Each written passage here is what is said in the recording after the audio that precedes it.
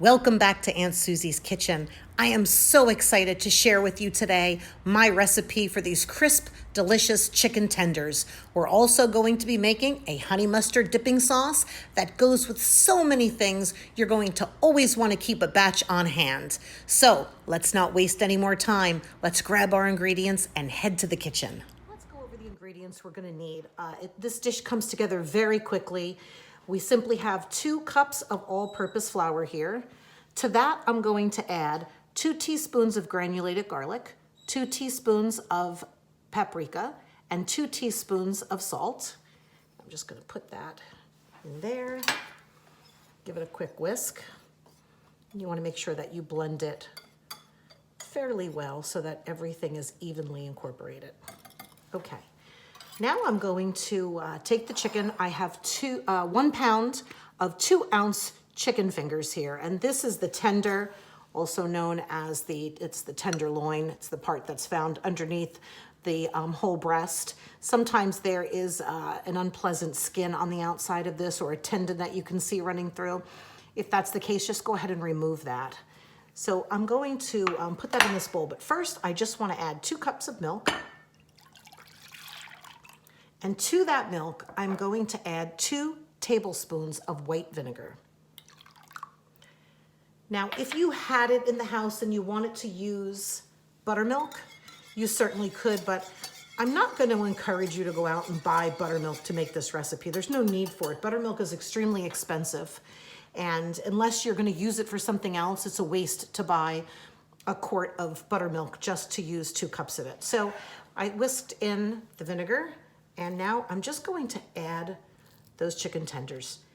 The reason why we use buttermilk or milk with the vinegar in it as a substitute is because the acidity in the buttermilk and in this milk here, because we've used the vinegar, is going to start to tenderize the chicken, and it's going to break down those tough, fibrous pieces, and it's going to give you a very tender, delicious, finished result. So I'm going to leave this here, and I'm going to let it soak for at least 15 minutes. There are some people that do this a little bit longer. I think 15 minutes is just fine. This recipe that I'm showing you, you could make regular fried chicken on the bone with this recipe. And if you do that, I'm going to recommend that you soak that chicken ultimately overnight. But when we use the boneless tenders, it's a small piece of meat, and you can definitely do this for 15 minutes and get perfect results. Okay, so it's been about 15 minutes, and all I'm going to do is take the chicken and bring it into the flour and shake off the excess milk.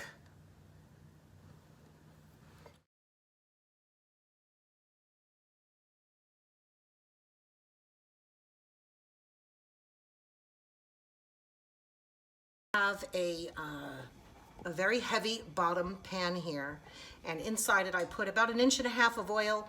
I have an instant read thermometer, the same kind that you would use for candy making or deep frying, and I want this oil to get at about 350 degrees, and then I'm going to very carefully and slowly put the chicken inside the oil. Please be very careful when you're working with hot oil in the kitchen. Make sure you don't overfill your pan, and just make sure that you practice safe frying, because you don't want to get splattered. So we're just going to take that chicken now, and you see as soon as it hits the oil, it immediately starts to boil up. And I think I'm going to do no more than 2 at a time, because I don't want to drop the temperature too quickly, because that'll make for a greasy coating. And you can hear the sounds, you can hear what's happening inside, and this frying sound will actually slow down as the chicken begins to cook.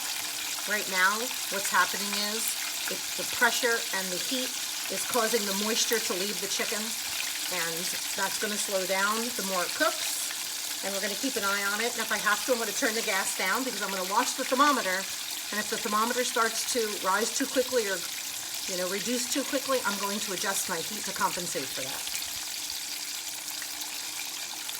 So I'm going to let this cook for about 4.5, 5 minutes. When it's done, it's going to read about 160 degrees on an instant read thermometer, and then we're going to know it's done.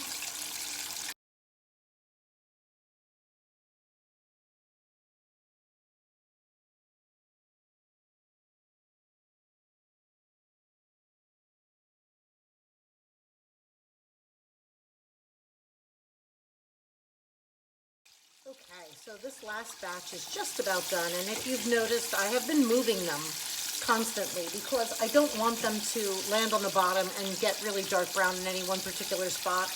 In a commercial setting, large commercial fryers have gratings in the bottom of them so that you don't come directly in contact with the bottom where the heating element is, and that stops it from getting too brown.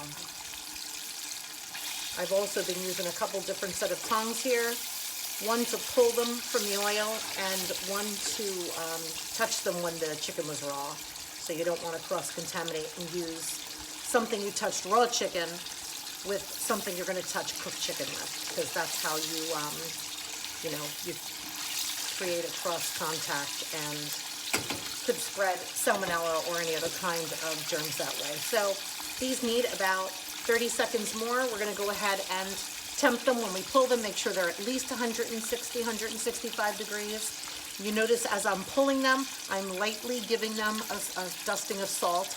Not too much, just a little bit, because when they're hot, that's when that salt is really going to melt into the outside coating and give you just the most delicious flavor when you bite into it. So let's go ahead now. I'm going to pull these, let them rest for a few minutes, and we're going to put that honey mustard together. Honey mustard is probably my #1 favorite condiment after ketchup. I put it on everything. I'll eat it with raw carrots, raw celery, put it on my fried chicken, put it on my grilled chicken, put it on a sandwich with ham and cheese, turkey, doesn't matter. You can use it for everything.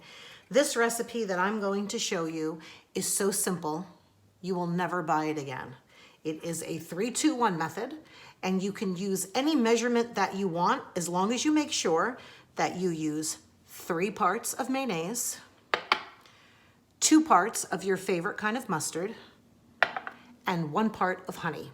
So I have here 1 full cup of mayo, 2/3 of a cup of Dijon mustard, and 1/3 of a cup of honey. And all I'm going to do is put it into a bowl and mix it. You can use any kind of mustard you want. I've used spicy mustard. I've used whole grain mustard. It's really just a preference. The same with the honey. This is clover honey. It has a very neutral taste to it, and it works perfectly. And all I'm going to do is just whisk this together.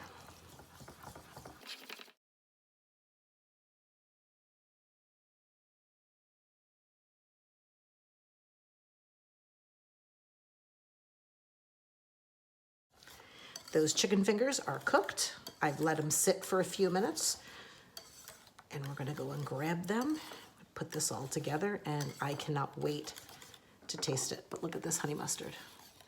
How easy was that? I cannot wait to try this. It smells so good in here right now. And that chicken is so tender. It's cooked perfectly. Just a little bit of that honey mustard.